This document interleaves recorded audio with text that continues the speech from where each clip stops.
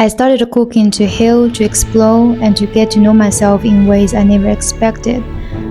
And not every dish turns out the way I hope, just like life. The first time I made parmigiana di melanzane, it turned into a complete disaster.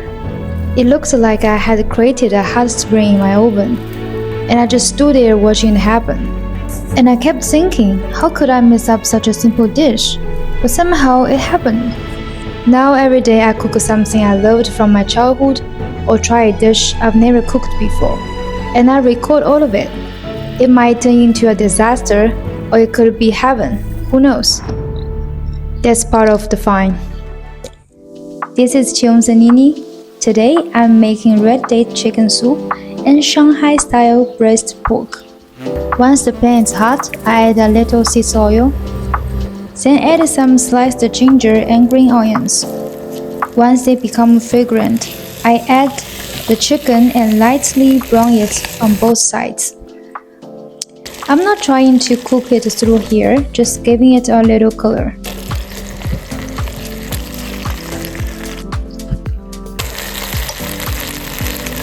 Then I transfer everything to a soup pot and pour in enough hot water to cover the chicken. Once it becomes to a boil, I skim off any foam that rises. Did I just say raises? No, any foam that rises to the surface.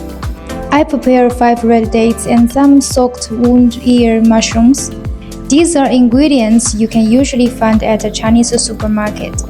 Once the soup is boiling, I add the red dates. Then I lower the heat, cover the pot, and let it simmer for about 40 minutes. While the soup is cooking, I start making some rice. This time I'm using Italian basmati rice, just 2 cups of rice and 2 cups of water. For the braised pork, I'm using a piece of pork belly, pancetta.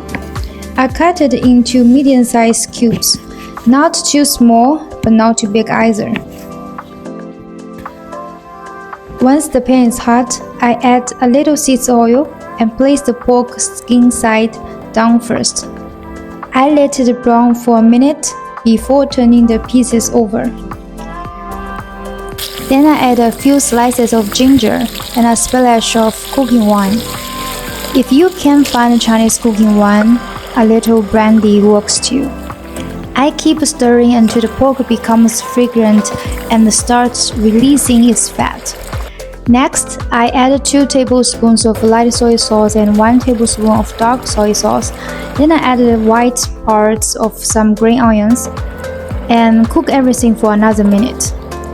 Once everything smells amazing, I pour in enough dark beer to cover the pork. Bring it to a boil. Cover and let it simmer gently for about 30 minutes. While that's cooking, I go back to check on the chicken soup. At this point, I add the wound ear mushrooms, put the lid back on, and let it cook for another 20 minutes. And of course, I finish the last sip of beer so it doesn't go to waste. The soup is ready now. It smells incredibly comforting. The red dates are often used in Chinese home cooking for their nourishing qualities. After 30 minutes, I remove the lid from the pork and add 2 or 3 tablespoons of sugar. Then I turn up the heat and reduce the sauce. Once the sauce becomes glossy and coats the pork, it's done. I try not to reduce it too much because the sauce is delicious over rice. And just like that, lunch is ready. A simple soup and a simple dish. When I was living in Shanghai, lunch often meant 2 dishes and a soup or 3 dishes. But now I try not to make more than I can eat. Even so, this is probably enough for 2 meals. I'll definitely have some left for dinner. Now, let me tell you the truth. The recipe was perfect. I've been eating this dish since I was a child, and I've made it many times before. But for the first time in my life, I somehow managed to mistake salt for sugar. I've never done that before. The result was awful. What's funny is that if you only watch the video, you'd probably think everything turns out great. It suddenly looks that way. But sometimes things can look perfect on outside and still go wrong. I guess this cooking, and maybe that's what life is about. Making mistakes, learning from them, and trying again. See you next time. Bye.